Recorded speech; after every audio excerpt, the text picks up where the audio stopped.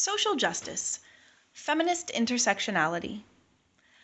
A few of my recent posts have talked about intersectionality, the connections that bind different concepts and perspectives together by showing how they inseparably overlap and link together in different aspects of my life. I've also talked about how much I value intersectionality and believe that it's necessary in every part of my lifestyle.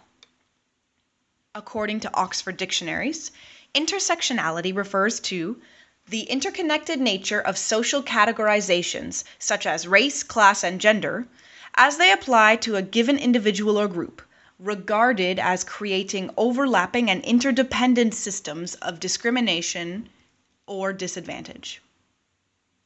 In my 8th blog post, posted on the 22nd of March 2015, Social Justice, What Feminism Means to Me, I wrote that I think that feminism is useless without intersectionality.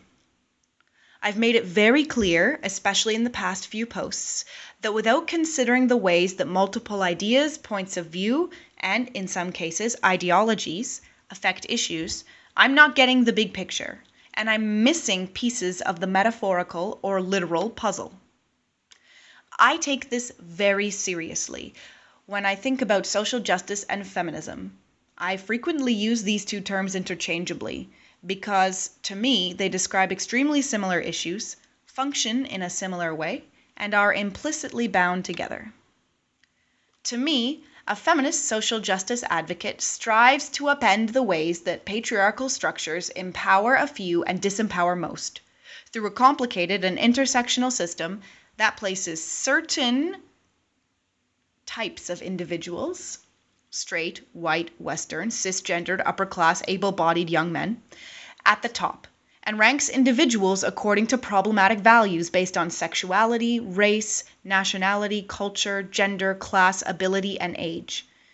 In the past, feminism has frequently focused on the ways that women are disempowered by sex, but now this is changing as more and more straight, white, Western, cisgendered, able-bodied young feminists start to see that they cannot only view feminism through their own lenses, and they must use an intersectional approach to view issues of disempowerment from the perspective of someone who is another sexuality, race, culture, nationality, gender, ability, and age, or any combination of these.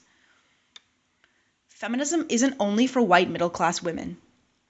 We're empowered in many ways that are easy to ignore, race and class for a start.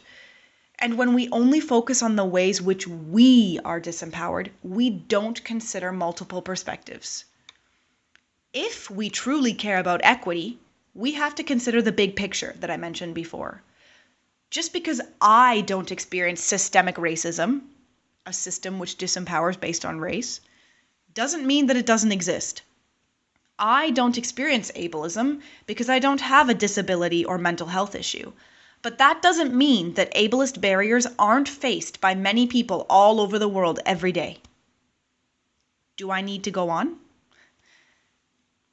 Intersectionality enables us to try to take a step back, listen to diverse opinions, consider multiple perspectives, look at the connections between systems of disempowerment, and think about ways to unite and battle oppression together. We all should be standing up against all of the different systems that come together to create and support patriarchal ideology. We're capable of so much more. It's 2016. We need solidarity, not further division. I think we need intersectionality and diversity. Without them, what kind of people are we going to be? The kind that don't become informed about social justice, human rights, and political issues? The kind that stand back as a bystander and let others suffer as a result of oppression? The kind that make value judgments about people based on difference? The kind that just accept what they're told and never ask questions? The kind that attack others in the street because of difference?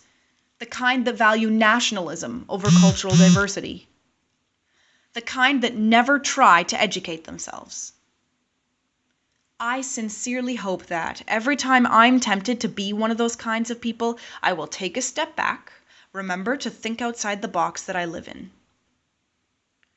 While I'm definitely not perfect and have certainly made some of these mistakes in the past, and likely will still continue to make them at times in the future.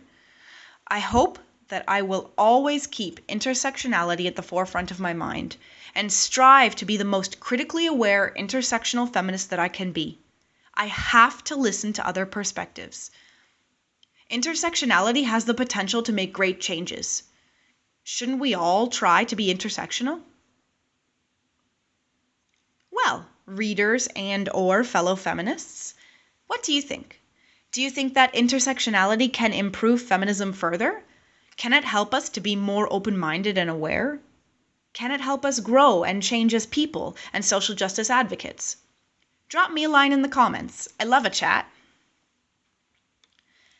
If you enjoyed this wee post on social justice, feminism, and intersectionality, check out some similar older ones. Social justice, what feminism means to me, and/or social justice, is teaching English making me more entitled? If you're interested in my teaching, working, volunteering, and/or travel experience, be sure to check out my LinkedIn profile. Thanks for dropping by.